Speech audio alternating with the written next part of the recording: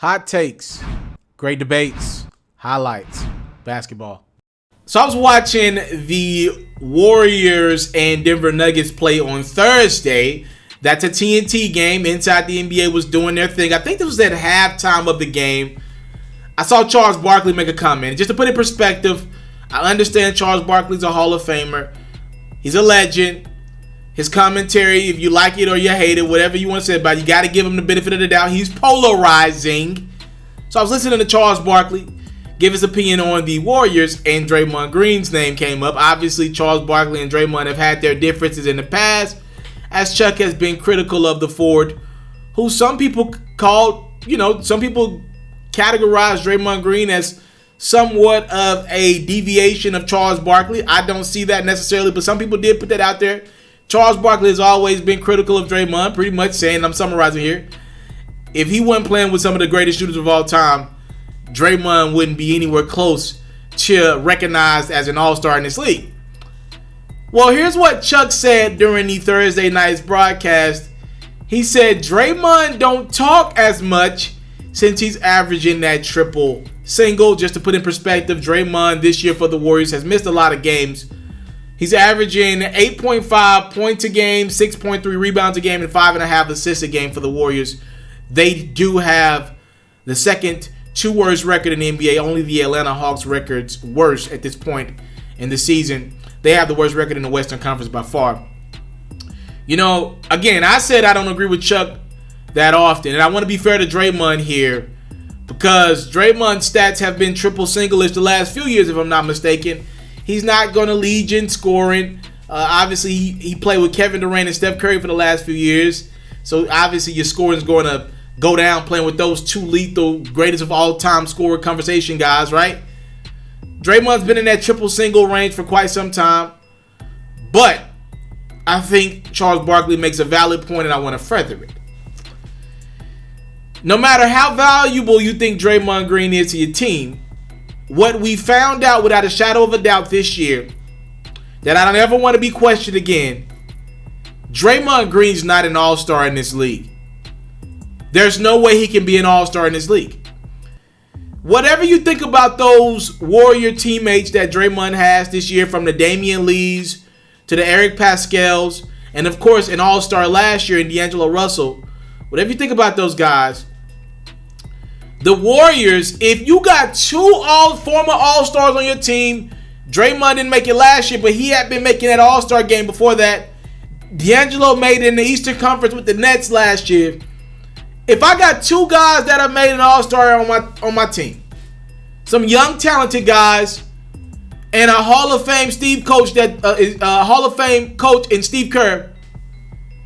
Look, I know the West has been better than the East the last 10 years? Maybe even longer than that. But that 8th spot in the Western Conference is in Eastern Conference territory. What do you mean by that? I think the Grizzlies are 20 and 22 right now, somewhere along the lines of that. So to be that 8th spot in the West, it's pretty much what a lot of the Eastern Conference teams are going to be fighting for on their side, right? That's Eastern Conferences making the playoffs, not being 500.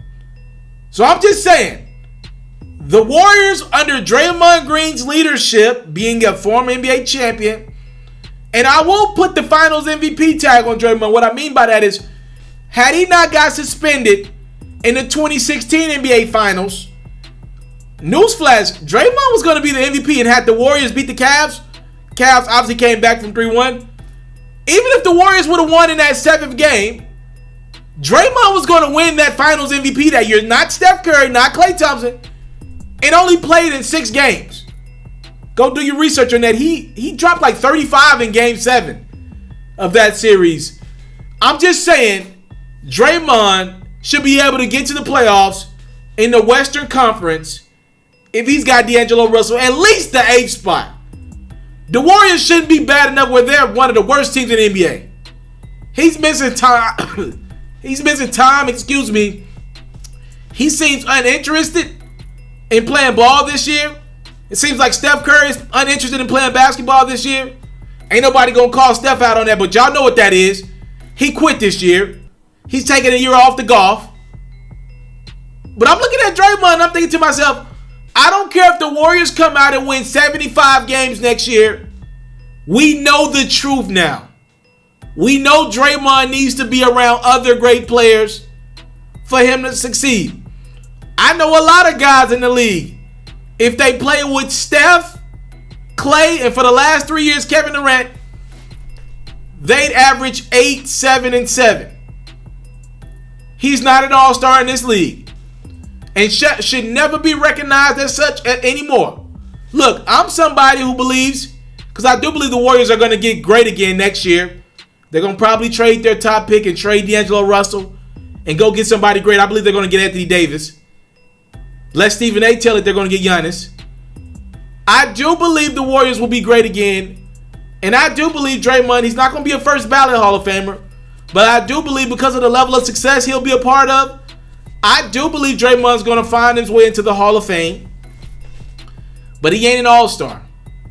Not an all-star. Now, I know that doesn't make a lot of sense, but he's going to be very accomplished. But he should never make an all-star game again.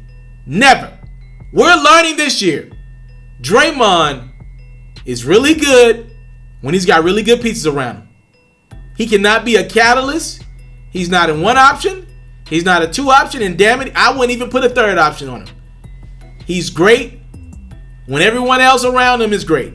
You into sports, we got you. NFL news, I got you. NBA news, NBA highlights, NBA full coverage, feature stories, all that great stuff, I got you. We even got a little bit of Madden and 2K mixed in. Subscribe to this platform, and I got you. More quality content on the way. Subscribe.